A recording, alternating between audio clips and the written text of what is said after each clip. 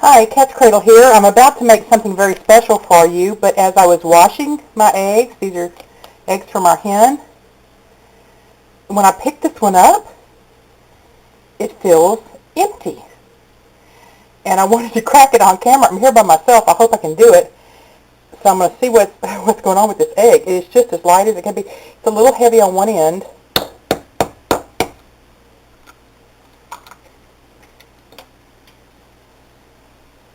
Oh my goodness, I can't. Let me go. I'll set this down a minute and open it up because I can't see what's.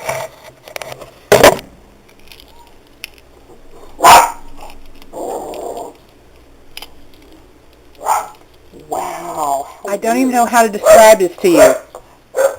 It almost looks like there was a barrier in the middle of an egg. There's this white film right here. And then down at the bottom, it's just this ooey gel. It looks like it was the yolk.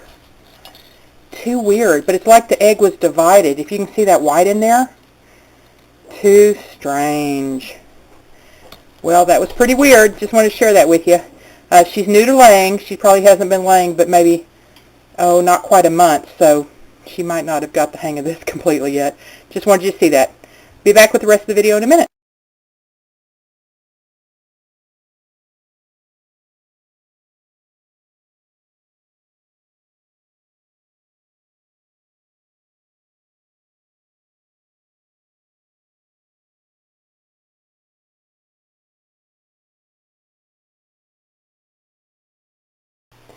Alright, I'm going to try to video this one by myself. This is a recipe or a video showing you how to make the most amazing tapioca pudding you've ever had. So if you've had bad tapioca, just put that out of your mind because this is spectacular. And this recipe has been in my family, let me cover the names here, for generations. Up here, my mother typed this recipe for me long ago. I've had my recipe book. The top name up there is my great-grandmother. Then my grandmother first made it like in 1935. My mother made it in, began making it in 1957. I began making it in 1988. And I will give the recipe to Prepare today for her notebook. And it's tapioca pudding. It only has 5 ingredients: milk, eggs, tapioca, sugar, vanilla. You have to scald a quart of milk, and that's what's in here. You know it's scalded when it kind of gets a little bit of a film on top. It's almost to boiling, but not quite. You don't really want it to boil. The next thing I'm going to do is I'm going to separate my eggs. I'm going to put the whites in my mixing bowl, and I'll put the yolks in this one cup of milk that you hold out, and I've got a little dog that needs to go out, and I'll be right back. Alright, here's what scalding looks like. You see bubbles just under the surface. I'm going to turn it down a little bit more. A skin forms. Do you see this? A skin forms on the top of the milk. That's fine. It just goes right back in and it'll dissolve. Okay? And what I'm going to do next is I've got everything else in here except the vanilla. I've got the egg yolks, the tapioca, and the sugar. Now I'm going to temper this slightly. I'm going to move it over here so I don't make a mess. Going to get a little bit of the warm milk. Quickly stir it in so I don't scramble my eggs.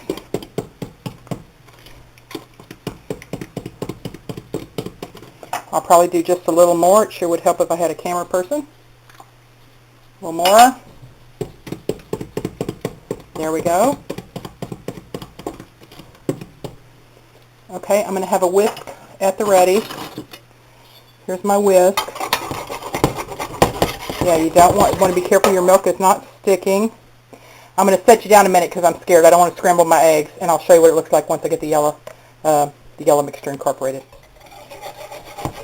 All right, I've got the yolks, sugar, and tapioca mixed in here. Now I'm going to bring it back up to heat. Can't see for all my utensils here. Yeah, about medium. Let it come to a boil. I'm going to boil it for just a few minutes until it starts to thicken. And while I do that, I'm going to put my egg whites on to beat. And I'll be back. While this is coming to a boil, I'll tell you a couple of things. I hope you can hear over my fan. It's a warm day, and anytime I stand over the stove, I like to have a fan on. So I'm going to put my hot tapioca into this bowl, which was actually my great aunt's, but I got it from my great aunt when she passed away. Got it from her son because this is what my grandmother had, and this is what she put her tapioca in. So that's my tapioca bowl. Here are the egg whites that I've beaten, to a nice soft peak. And that's how this tapioca recipe differs from a lot of others. It's a very light, luscious tapioca because of the air that's been incorporated into the egg white. And that will get blended into the hot tapioca eventually, as will a teaspoon of vanilla. Now, I have a lot of people who are new cooks, and they ask me to explain further some of the things I do. One of the things you do if you want to beat egg whites is you want them to come to room temperature. The reason why is the white, all of its protein. Protein does not like extreme temperatures. It doesn't like very cold. It doesn't like very hot. So if you let the egg whites come to room temperature, they beat much more quickly.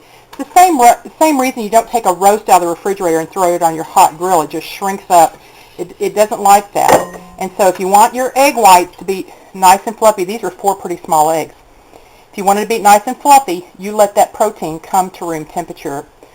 Also, if you want to beat egg whites, I really recommend that you break your eggs into a small bowl before you add them to your mixing bowl, because if you get any little drop of egg yolk in it, you will not be able to beat the whites. They just won't beat. You also need to use a metal bowl rather than a plastic bowl to beat egg whites, because if there's any residual oil, a little film of oil left in your plastic bowl, it will not beat. Now the interesting thing is, once you get egg whites beaten, you can incorporate yolk into them and they will not deflate. That's how the Mexican culture makes chili rellenos. They beat the egg white till it's fluffy, add the yolk to it, and then dip their chili in that before frying it. So just a couple little tips there. You need to watch this pretty carefully. It'll start to foam a little bit on the top as it comes to a boil, and you need to stir this pretty constantly once it gets to that point because you don't want it to stick. So when this is ready, I'll bring back and show you what it looks like. Alright, once it's reached a boil that will not be stirred down no longer than 2 minutes that way. Okay, and it's just about done. It's thickening up.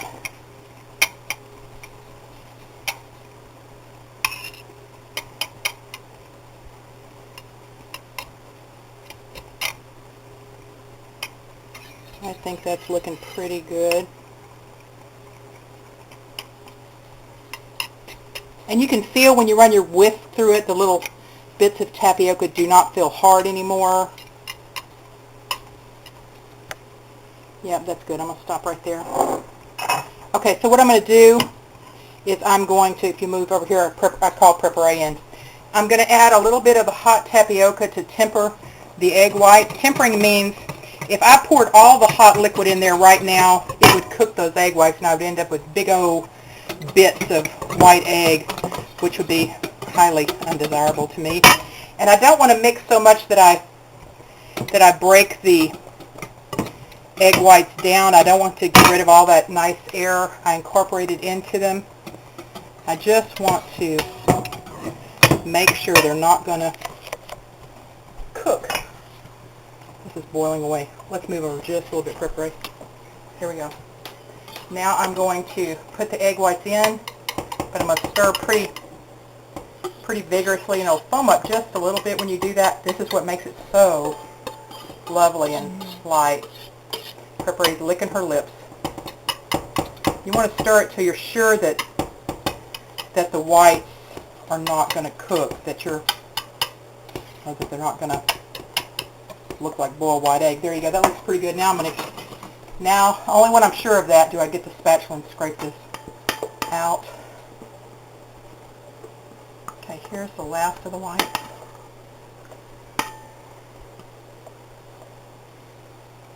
So when you wash that mixing bowl that had the egg whites in it, be sure just to use cold water.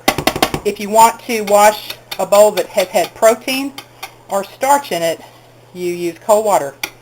If it's fat or sugar, you use hot water. This pot is primarily starch and protein because it's mostly milk and tapioca. So I will put cold water in this pot to clean it. And you should have a pot full. This is the bottom of my pressure cooker. Any nice big pot will do.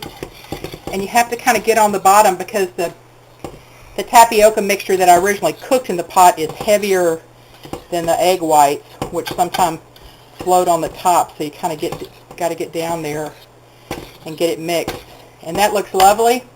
It's time for my vanilla, generous teaspoon.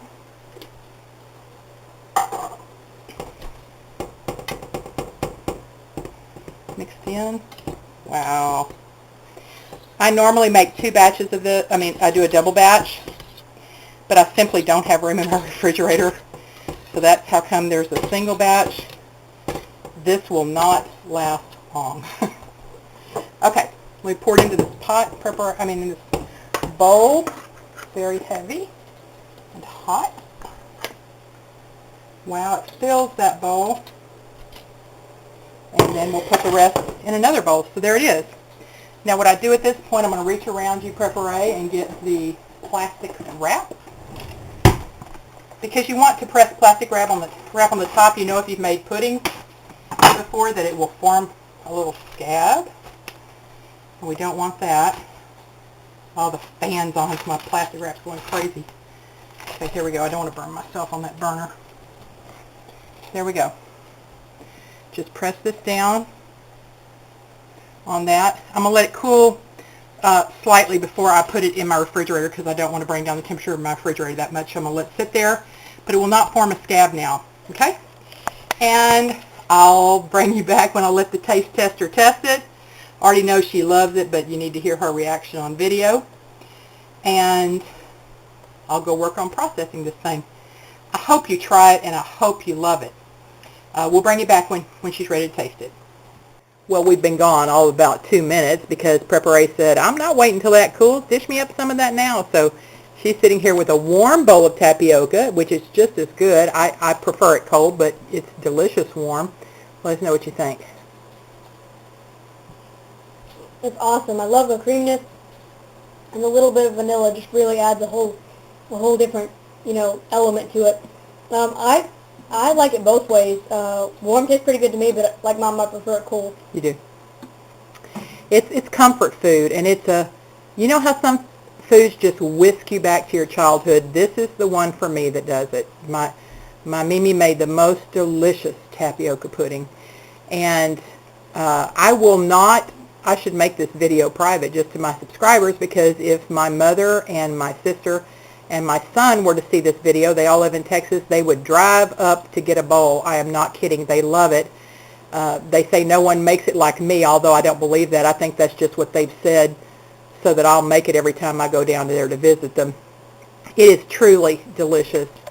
For Christmas, every year, Paladin Prepper tries to buy something special for Prepper A that they can use together, and I buy something that she and I can use together. And so this year, my gift to her was this cookbook, and it's anybody who's a scrapbooker would love it. It's got lots of stickers that you could put in it, and lots of cute little picture kind of things, and it already has the tabs over there for dessert and main dish and all that, but it's got the most beautiful pages where you can actually put pictures, and plastic sleeves where you can put more pictures. Oh, here are little pockets if you want to just cut out some recipes or something.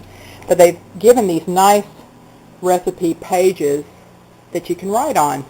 So I thought what I would do is write the tapioca recipe for her today. Down the bottom here it says, there's no calories in children's leftovers. Wow, I wish that were true. On the front of the cookbook is just perfect for us because it says, if a messy kitchen is a happy kitchen, then our kitchen is delirious. And that is so true. We've always got something going, don't we, Prepare? Absolutely. I just bought these gorgeous avocados for 88 cents a piece. They'll be ripe in a couple of days, and so I'll make avocado mashed avocado for the freezer so I can whip up guacamole anytime I want. But right now, I'm going to write our family tapioca recipe here, and I will add her name under Grandma Sadie, and Mimi, and Honey, that's what she calls her grandmother, and me, her mother, and then her name under that. Gotta love tradition. Katzcradul. As I was writing the recipe, I thought of something, and not to disrespect my grandmother, but after I tasted the tapioca, I remembered there's something I always put in that she didn't, that I forgot. It needs a pinch of salt.